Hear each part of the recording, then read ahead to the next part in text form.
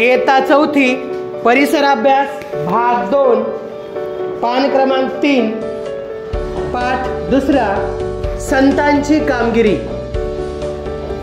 महाराष्ट्रात श्री चक्रधर, संत नामदेव, संत ज्ञानेश्वर, संत चोखामेळा या संतांपासून सुरू झालेली संत परंपरा समाजाच्या विविध स्तरांमधून आलेल्या संतांनी पुढे चालवली।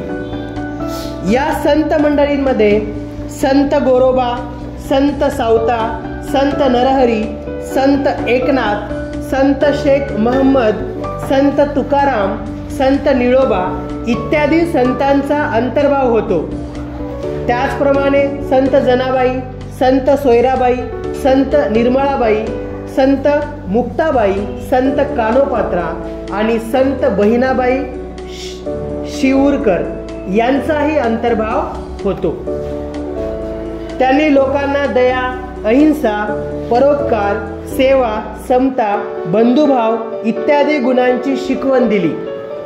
कोणी लहान नाही, कोणी मोठा नाही, सगळे सारखे अशी समतेची भावना संतांनी लोकांच्या मनात निर्माण केली। तसेच महाराष्ट्रात समर्थ रामदासांनी समाज जागृतीचे कार्य केले।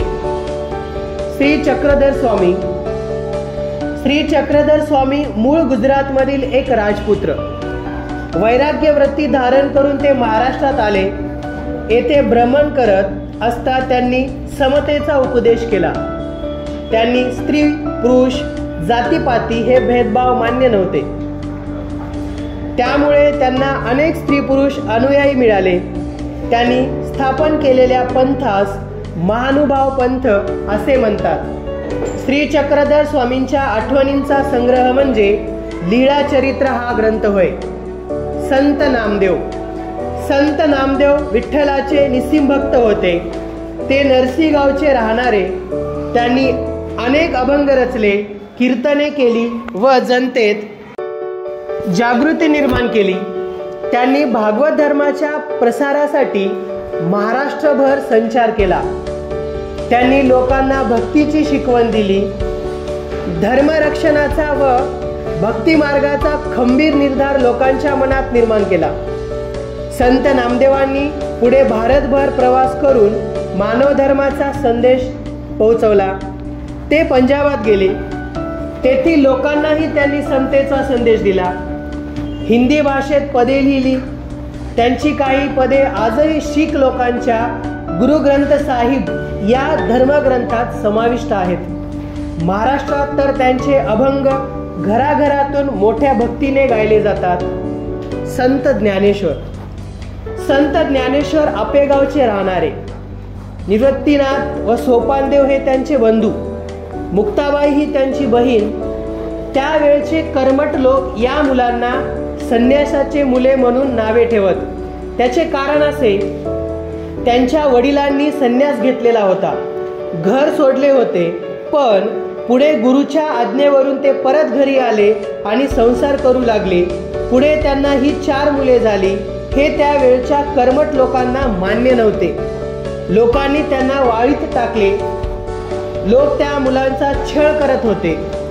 ज्ञानेश्वर एकदा भिक्षेची झोळी घेऊन गावात गेले, पण कोणी त्यांना भिक्षा घातली नाही। सगळीकडे त्यांना वेडेवाकडे बोल ऐकावे लागले। त्यांच्या बालमनाला खूप दुःख झाले।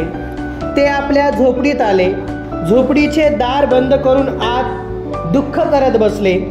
इतक्यात तेथे मुक्ता आली।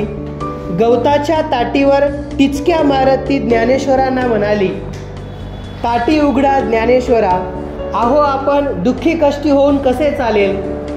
जगाचे कल्याण कोण करील? बहिणीच्या उपदेशाने ज्ञानेश्वरांना हुरूप आला।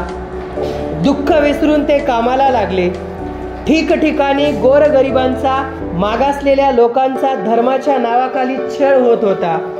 तेव्हा ज्ञानेश्वरांनी लोकांना कळकळीचा उपदेश केला। ईश्वरावर श्रद्धा ठेवा, सगळ्यांशी समतेने वागा, दुःखी माणसांना मदत करा, त्यांचे दुःख नाहीसे करा।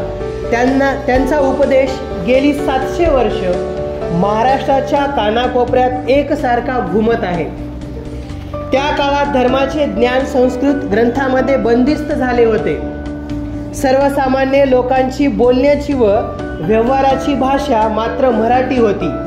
ज्ञानेश्वरांनी मराठी भाषेतून ज्ञानेश्वरी हा फार मोठा ग्रंथ लिहिला. धर्माच्या ज्ञानाचे भांडार त्यांनी लोकांना खुले करून दिले. लोकांना बंधुभावाची शिकवण दिली. ज्ञानेश्वरांनी तरुण वयात पुण्याजवळ आळंदी येथे जिवंत समाधी घेतली.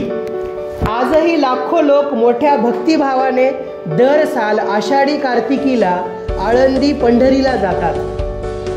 संत एकनाथ, संत नामदेव व संत ज्ञानेश्वर यांच्या कार्याची परंपरा संत एकनाथांनी पुढे चालवली. ते पैठणचे राहणारे. त्यांनी भक्ती मार्गाचा प्रसार केला. त्यांनी अनेक अभंग, ओव्या, भारुडे लिहिली. कोणताही उच्च नीच भेदभाव मानू नका असा त्यांनी लोकांना उपदेश केला. भक्तीचा मोठेपणा त्यांनी लोकांना पटवला. गोरगरिबांना, मागासलेल्यांना लोकांना त्यांनी जवळ केले. इतकेच नाही तर मुक्या प्राण्यांवर देखील त्यांनी दया केली. प्राणीमात्रावर दया करा असा लोकांना उपदेश केला. संत एकनाथ जसे बोलत तसे वागत. एके दिवशी ते गोदावरी नदीवर स्नानाला गेले. दुपारची वेळ होती. ऊन रखरखत होते. वाळवंट तापले होते. त्या तापलेल्या वाळवंटावर एक पोरके पोर रडत बसले होते. त्याच्या रडण्याचा आवाज नाथांच्या कानी आला. त्यांनी त्याचे आईबाप जवळ आहेत का यासाठी इकडे तिकडे पाहिले. धावत ते त्या मुलाजवळ गेले. त्यांनी ते पोर उचलून कडेवर घेतले. त्याचे डोळे पुसले. त्याला त्याच्या घरी पोहोचते केले. अशा रीतीने स्वतःच्या आचरणातून एकनाथांनी समतेची व ममतेची भावना लोकांच्या मनावर बिंबवली. संत तुकाराम, शिवाजी महाराजांच्या काळात तुकाराम व रामदास हे संत होऊन गेले. संत तुकाराम हे पुण्याजवळील देहू गावचे राहणारे. त्यांच्या घरी शेतीभाती होती. त्यांचे किराणा मालाचे दुकानही होते. त्यांचे वाडवडील अडल्या नडल्यांना कर्ज देत.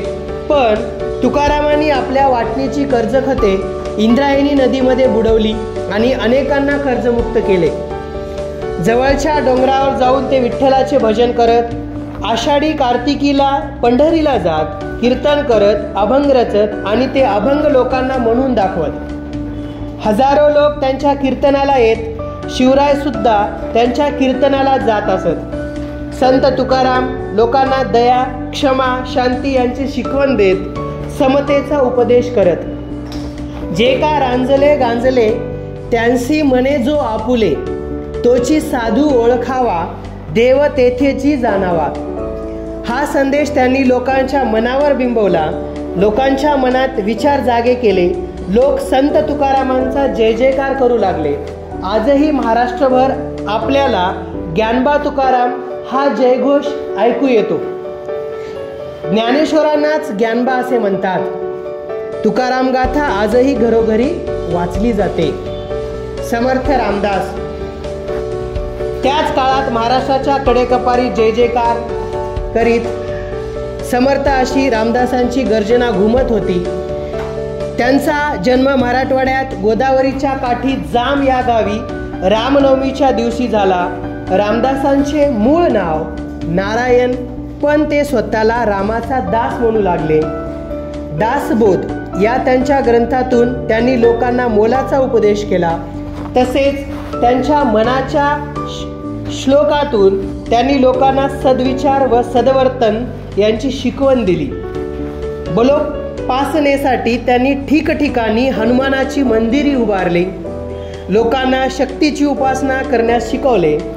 सामर्थ्य आहे चळवळीचे, जो जो करील तयाचे हा संदेश त्यांनी लोकांना दिला. रामदासांनी लोकांना संघटना करण्याची व अन्यायाविरुद्ध प्रतिकार करण्याची स्फूर्ती दिली. त्यामुळे त्या काळच्या लोकांना धीर आला. साधू संतांच्या कार्यामुळे लोकजागृती झाली. धर्माबद्दल आदर वाढला.